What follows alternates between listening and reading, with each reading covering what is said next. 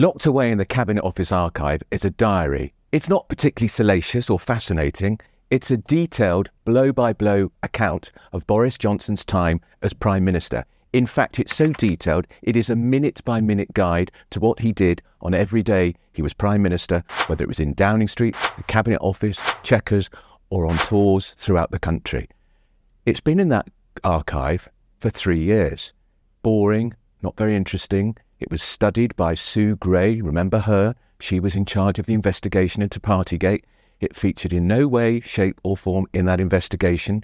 It was available to the police if they wanted to look at it when they also investigated Partygate and of course gave the Prime Minister, Boris Johnson, and the current Prime Minister, Rishi Sunak, £50 penalty fines. But on Friday, this dull document became politically explosive because a civil servant called Alex Chisholm, he's the most senior official at the Cabinet Office, decided there were 10, 11, maybe 12 entries in that diary, which by the way ran to 10,000 pages, which suggested to him that Boris Johnson had broken the law and broken lockdown guidance. Laws, of course, that Boris Johnson brought in, many of the laws of which we never liked very much, but which we reluctantly followed. Not, contrary to what's been reported in some papers, does it all relate to Chequers, his country residence. Most of these meetings were in Downing Street. They include, for instance, a description of Boris Johnson private lunch. What the diary doesn't say is that private lunch was with his now late mother in the Downing Street garden. Another one was a private meeting with Kate Garraway. Her husband, Derek Draper, of course, is one of the most high-profile victims of long COVID and has been seriously ill. If, of course, the Cabinet Office had bothered to contact Boris Johnson or his team, they would have been made available of all this information. But extraordinarily, Alex Chisholm, this very senior civil servant, decided to tell two police forces, Scotland Yard and Thames Valley, that in his view, these 12 or so entries constituted possible law-breaking. He also sent a letter to the Privileges Committee. Remember them? They've done an investigation, questioned Boris Johnson about whether he misled Parliament knowingly or willingly about whether there were parties in Number 10 and in government buildings. Harriet Harman, of course, is a Labour MP who chairs that committee, and we all know her view because she's on the record publicly as to say that she thinks Boris Johnson broke the rules.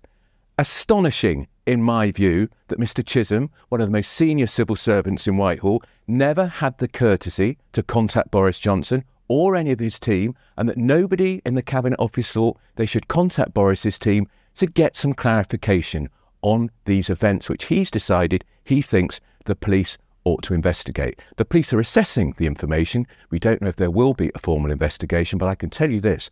Boris Johnson is absolutely spitting tact. He is enraged, he is furious, he is convinced this is a complete stitch-up. Quoting one of his officials who said to me today, it's the biggest stitch-up since the Bayeux Tapestry. Good line. So what happens next? Who knew? Who authorised it? Downing Street are saying no ministers were in the picture.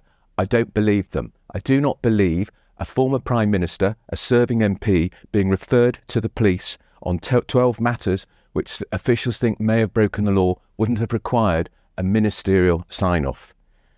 Who is the Cabinet Office Minister? Oh yes, he's quite new in that job. Oliver Dowden, the Deputy Prime Minister. He replaced Dominic Raab, the Justice Secretary, who was the Deputy Prime Minister, who lost his job because the Civil Service blob got rid of him over allegations of bullying. The Civil Service blob is now trying to do for Boris Johnson. And Oliver Dowden, of course, who's his best mate politically? Yes, of course, it's Rishi Sunak. They've been mates for years and years.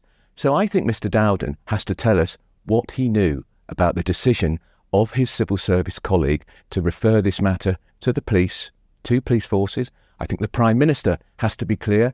Was he told by phone call or face-to-face that Boris Johnson, who used to be his boss, was being referred to the police? This is very serious stuff. We're in very deep political waters. Tory MPs I've spoken to today are raging. They're furious. Even MPs who don't like Boris Johnson, there is a few of them, you know, are absolutely furious too. So Mr Dowden has to come clean. So does the Prime Minister.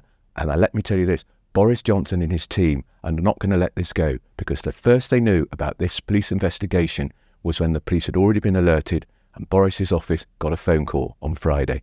It stinks to high heaven. Stitch up, I think it is.